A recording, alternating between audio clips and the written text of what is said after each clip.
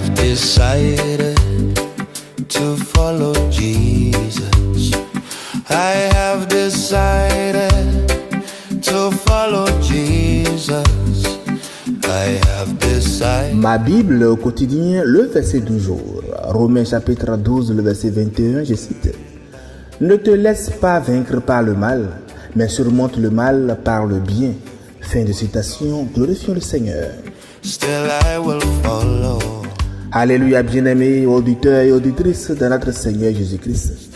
Notre verset du jour est la conclusion du chapitre 12 tout entier. Et déjà dès le verset 1, l'apôtre Paul dit « Je vous exhorte, frères, à offrir vos corps comme un sacrifice vivant. » Et tout part de là, en fait. Notre vie chrétienne commence par une remise totale de soi à Dieu.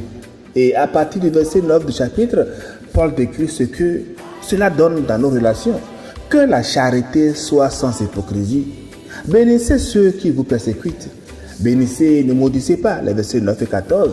Puis au verset 17, ne rendez à personne le mal pour le mal. Et au verset 19, il va plus loin.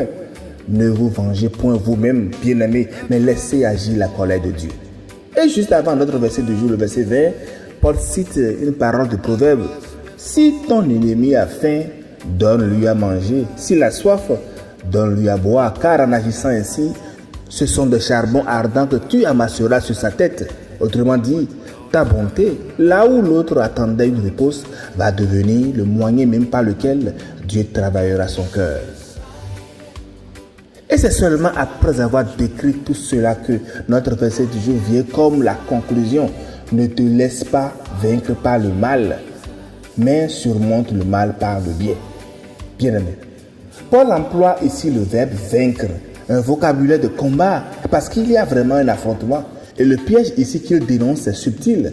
Quand quelqu'un nous blesse, nous croyons résister en lui rendant l'appareil. Nous pensons défendre notre honneur, mais en réalité, nous venons d'être vaincus.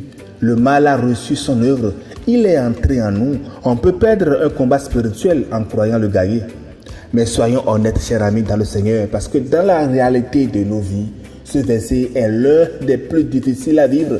Une parole blessante nous échappe avant même qu'on l'ait pensé. Une injustice nous traverse et la colère monte d'un coup. Un proche nous trahit et le ressentiment s'installe sans qu'on l'ait invité. C'est ça, parce que nous sommes humains. Combien de fois tombons-nous d'une manière ou d'une autre sous le coup du mal?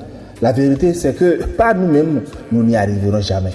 Nous sommes vaincus avant même d'avoir combattu. Alors, comment faire? Comment ne pas se laisser vaincre? Chers amis, d'abord en reconnaissant notre faiblesse. Tant que nous croyons pouvoir y arriver seuls, nous tomberons. Le premier pas, c'est de dire à Dieu, Seigneur, sans toi, je ne peux pas y arriver. Ensuite, en nous souvenant que le combat n'est pas contre la personne qui nous a blessés, mais contre l'amertume qui voudrait s'installer en nous. Le vrai champ de bataille est intérieur. Si vous vous souvenez, hier, dans notre verset du jour, Paul nous disait de faire le bon combat. Puis l'autre manière d'y arriver, c'est de poser des gestes concrets. Prier pour celui qui nous a fait du tort, même quand le cœur n'y est pas, car la prière finit par changer le cœur. Bénir au lieu de murmurer, garder le silence quand la réponse brûle les lèvres et parfois simplement donner du temps à Dieu pour guérir ce qui a été touché. Nous et la personne aussi. Chers amis dans le Seigneur, surmonter le mal par le bien n'est pas un exploit héroïque. C'est une marche pas à pas dans la dépendance de l'Esprit de Dieu. Surmonter le mal par le bien, cela ne signifie pas être faible, ni accepter l'injustice sans discernement. Au contraire, c'est une force que Dieu nous donne. Vous savez, Jésus lui-même nous a donné l'exemple à travers la croix. À la croix, il a été frappé, moqué, abandonné. Et il a répondu quoi? Père, pardonne-leur, car ils ne savent pas ce qu'ils font. Luc 23, le verset 34. En apparence, Jésus était vaincu, mais en réalité, il triomphait. Le tombeau vide en est la preuve. Voilà bien sûr la victoire du bien sur le mal. Le mal veut produire en nous l'amertume, mais le Christ produit en nous la grâce. Le mal veut engendrer la haine en nous, mais le Christ lui produit en nous l'amour. Le mal veut nous enfermer dans la vengeance, mais le Christ nous ouvre aujourd'hui le chemin du pardon. Le mal n'a pas eu le dernier mot et c'est cette même victoire que Christ veut produire en nous.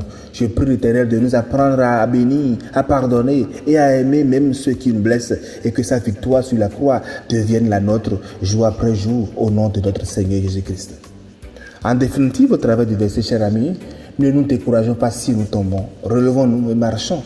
Le dernier mot n'appartient jamais au mal. Il appartient à celui-là qui l'a vaincu pour nous, notre Seigneur. Laissons simplement Dieu renouveler nos pensées et voyons comment est-ce que nous vivons transformés. Bonne méditation et agréable journée à toutes et à tous dans la miséricorde de notre Seigneur Jésus-Christ. Alléluia chez vous. I have decided to follow Jesus. No turning back, no turning back. If no one joins me, still I will follow. If no one joins me, still I will follow. If no one joins me, still I will follow. No turning back, no turning